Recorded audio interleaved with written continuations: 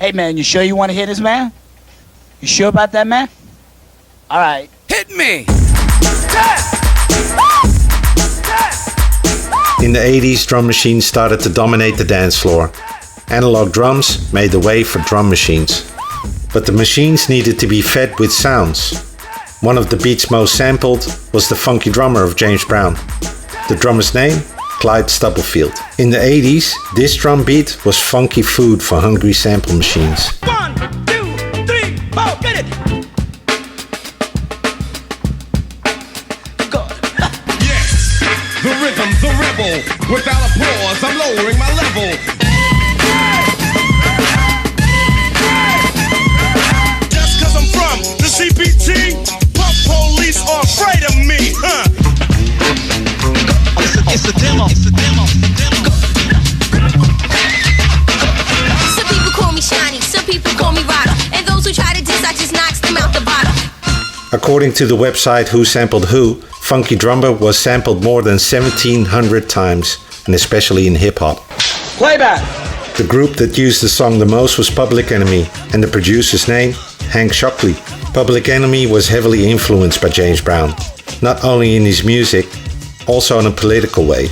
And his super bad attitude, of course, but we'll get back to that later. Let's talk about Public Enemy's music. Everybody knows Chuck D, but producer Hank Shockley is an equal legend. He was a true musical pioneer, experimenting with new sounds and techniques. As music moved from analog into digital, a whole new world opened up. You have to realize that music, until the mid-80s, was made by musicians. In the early years of hip-hop, the sound was developed by DJs, cutting and scratching using breaks and drum machines. Recording hip-hop in a studio was something totally new, and new skills had to be invented.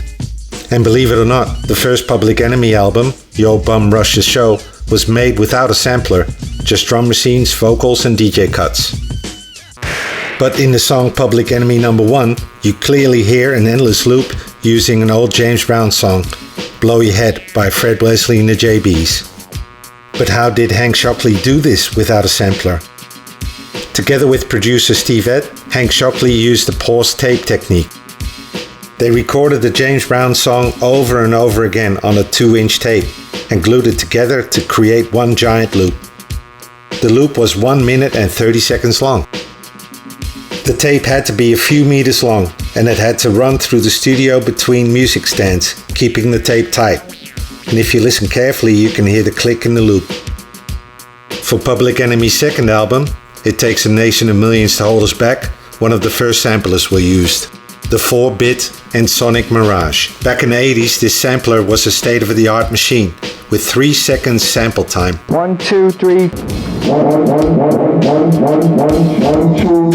But Hank Shockley needed more to create his sound he envisioned. The limitations of the machine made him creative. He recorded fragments of the song he wanted to use at a very high speed, then slowed it down in the Mirage to the normal speed. That way he could use 3 seconds more efficient. Back to Public Enemy's sound and to Chuck D. James Brown had a huge influence on Chuck D growing up as a kid. In 1968, the civil rights movement was devastated after the death of Martin Luther King.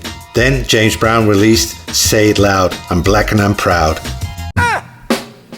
Put your bad self. Say it loud. James Brown single-handedly took a lost and confused nation of people and bonded them together with the song. Mr. Brown is #1 soul brother in the United States.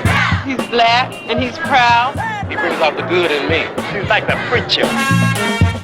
Say it loud. Chuck D states, I was convinced I was black instead of a Negro. Heavily influenced by James Brown's music and his attitude, Public Enemy was born. They would create a form of hip-hop that was radical, both politically and sonically. Chuck D with his gospel preaching style of rapping and strong message, but Hank Shockley's heavy production added another dimension to Chuck D's black history lessons. So not only the drums of James Brown moved the dance floors in the 70s, 80s and 90s, also his political message was heard in so many songs and especially in hip-hop. So once again,